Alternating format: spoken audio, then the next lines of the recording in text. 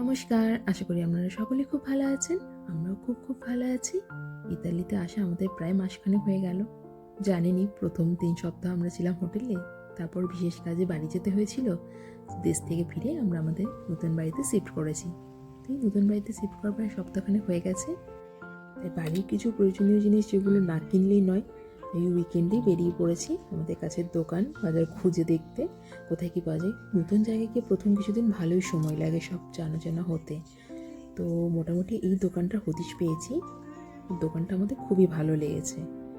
জার্মানির তুলনায় দাম দেখতে গেলে খুব একটা কম কিছু না, ওই 19-20, কিন্তু দোকানটায় প্রচুর স্টক। তো আমার এগুলো সত্যি খুব ভালো লেগেছে দোকানটায় ঢুকে। তো প্রথমেই এখানে নিয়ে নিয়েছি বালতি। তো বালতিটার দাম ছিল 5 ইউরো মতো। 5 ইউরো মানে ধরে নেন আমাদের দেশের হিসাবে 450-500। চলুন দেখাই বাজারে কী কী কিনে নিয়ে এলাম। নিচে ওগুলো উপরে খেজুরগুলো উপরে থাকা।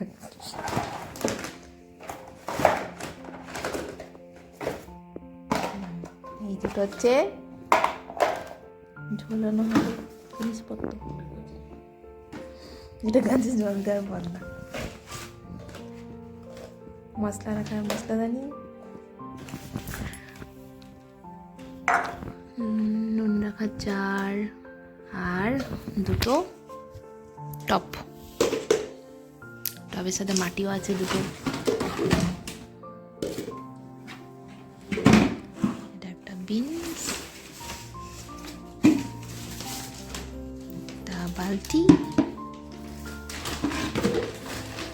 বালতিটা কত দাম নিল?